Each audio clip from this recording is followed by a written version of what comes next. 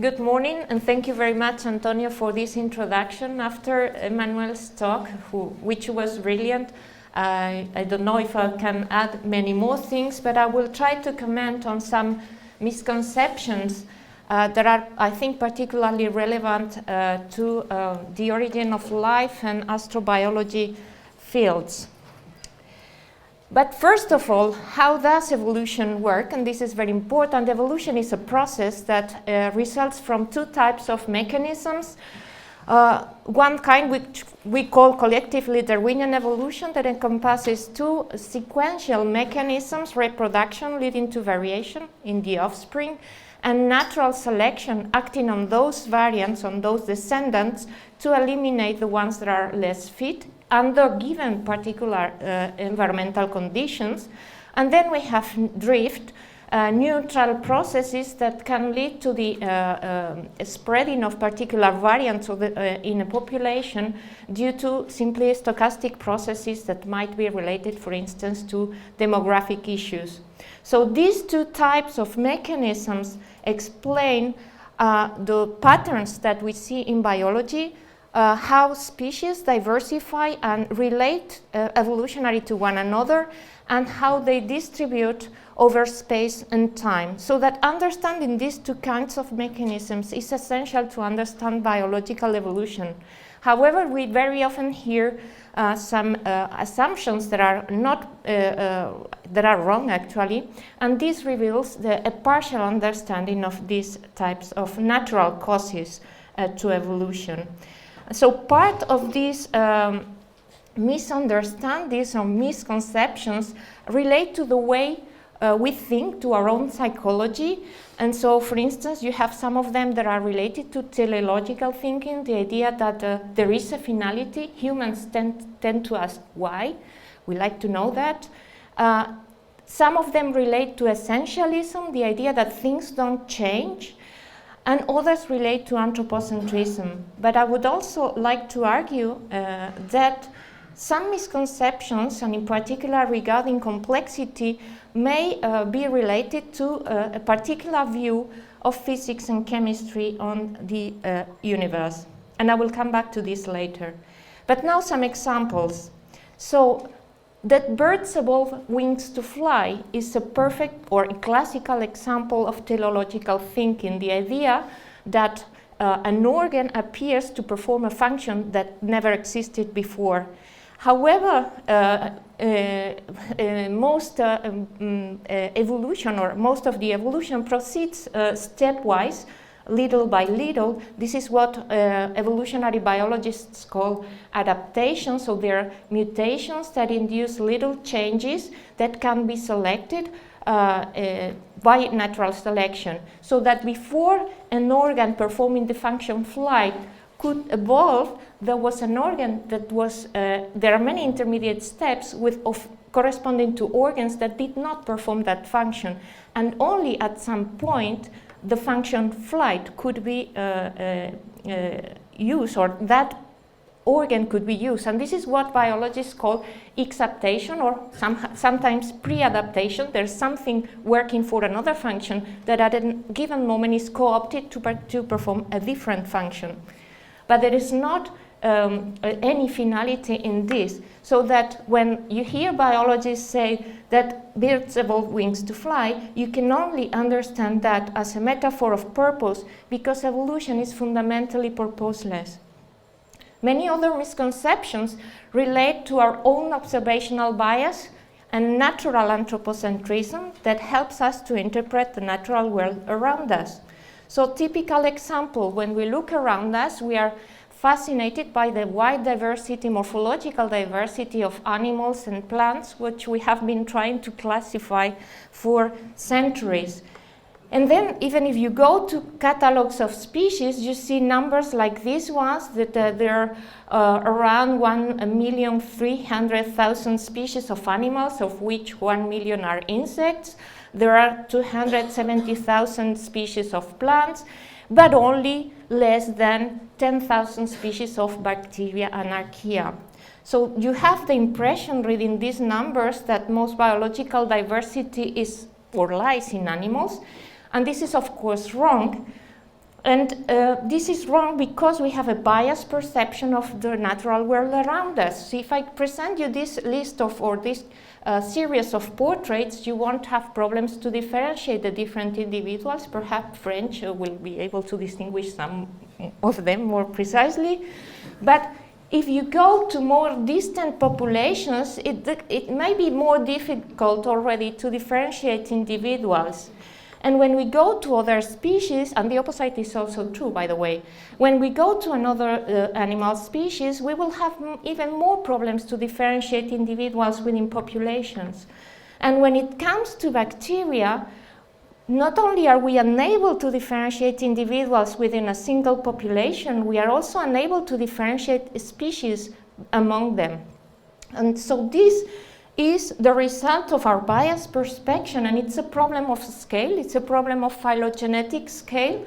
The more distant you are to another species, the more difficulties you have in distinguishing individuals from that species. We have, there is a problem of a spatial scale. We are big, bacteria are small, so our senses are not prepared to differentiate the chemical particularities that are the ones operating at this level.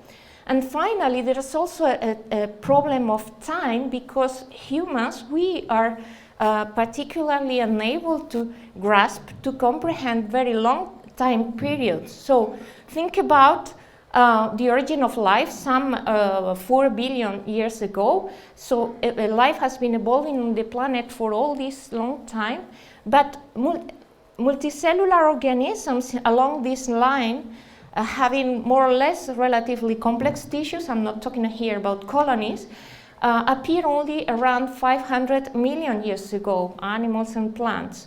So this means that for most of the Earth's history, life has been microbial. So this represents, so for 3 billion years actually, more or less, so this represents a huge amount of time during which only microbial species were evolving, and this is explains largely why most biological diversity lies in the microbial world.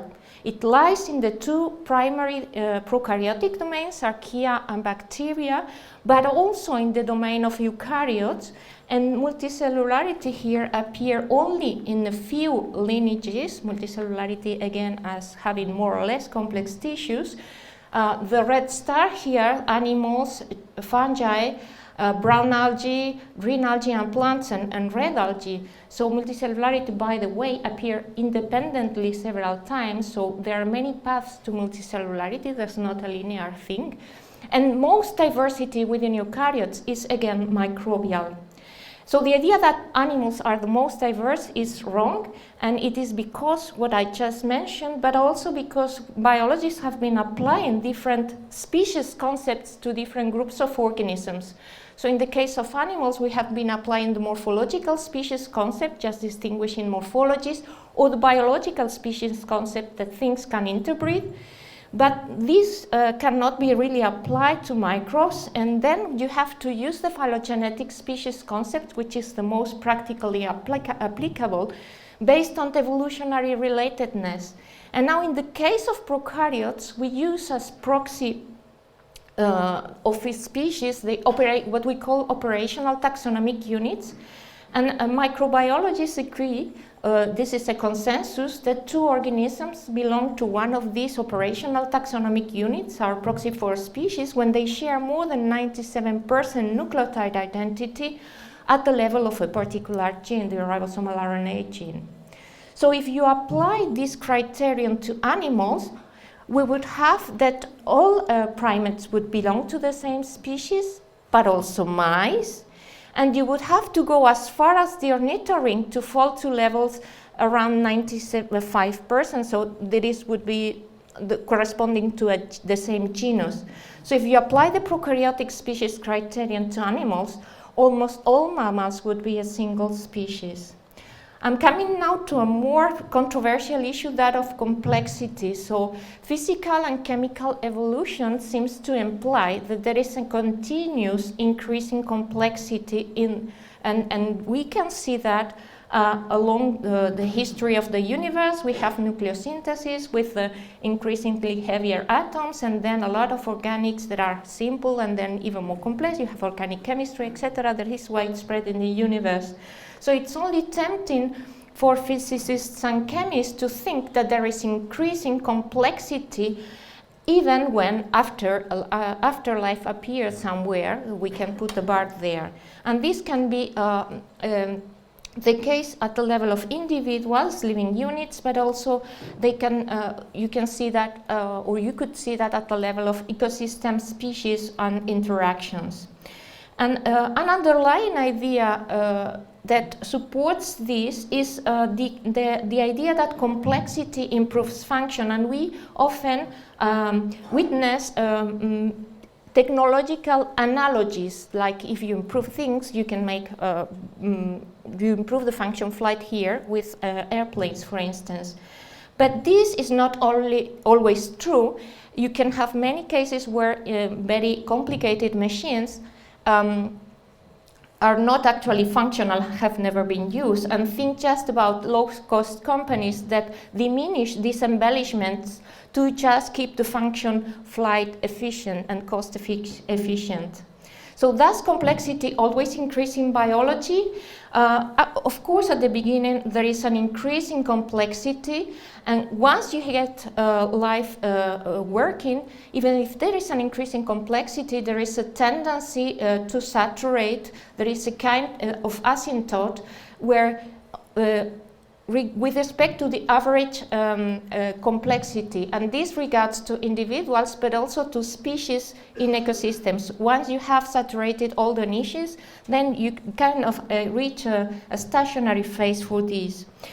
And so this is so because even if increasing complexity can be seen in some organisms, reductive evolution is extraordinarily important in biology. So in biology, we use the number of genes as a proxy for biological complexity. It's a very practical form to do it, and it is proportional to the genome size. So here you see a graph with different genome size ranges from bacteria and archaea, which have very compact genomes, to many other groups of organisms. Note that protozoa, protists, unicellular eukaryotes have genomes that can be much larger than mammalian genomes.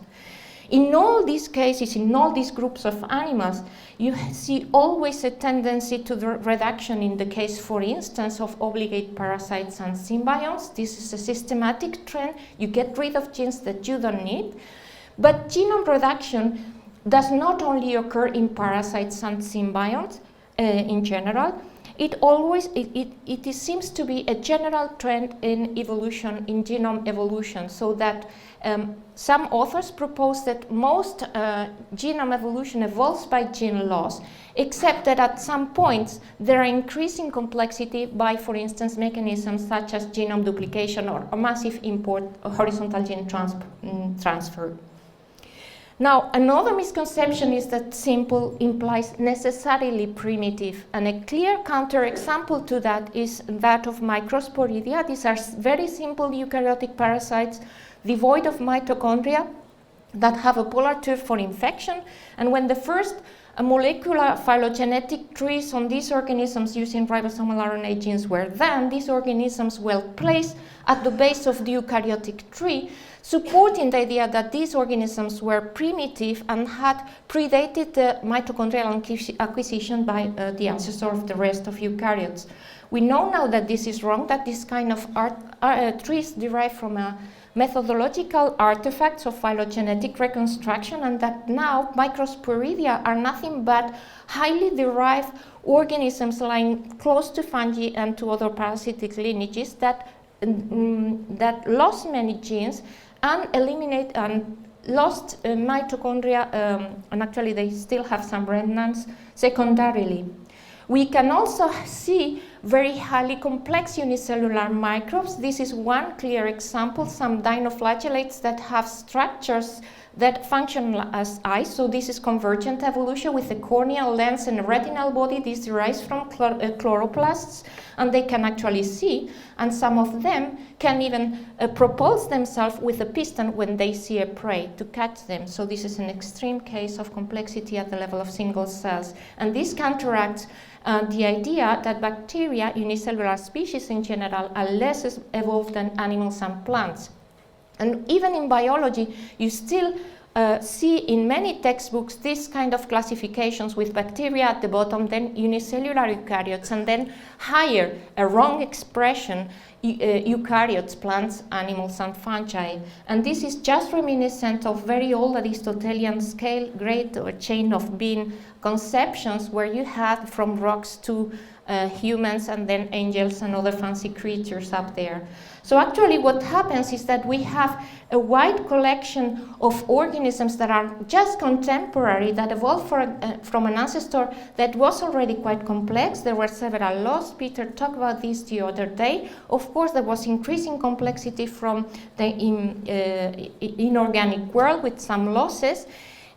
But these organisms have been evolving for the same very long time period. So if you take humans, of course, you see an increasing complexity after our lineage. But if you take any other bacterium around here, you don't see any kind of increase in morphological complexity, at least. But this doesn't mean that bacteria do not evolve. Evolution is an ongoing process. You cannot stop it. Species are not fixed entities. It is impossible to preserve biodiversity and change, something that perhaps some conservation biologists need to learn. Bacteria are not all they appear. The idea that they appear early and never change is false, and you have many examples of novel recent bacteria. Think in your gut bacteria that evolve and co-evolve with you, or all the bacteria and other organisms, yeast, for instance, that we use to make bread, beer, or wine.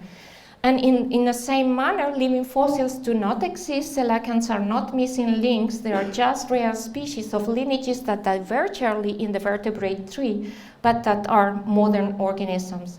And so this helps pointing out something that Emmanuel already mentioned, the limits of actualism, that functions in the past were the same as today's, because even if some mechanisms of the formation, for instance, of stromatolites were similar, the organisms making these structures in the past were not the same. They have evolved since.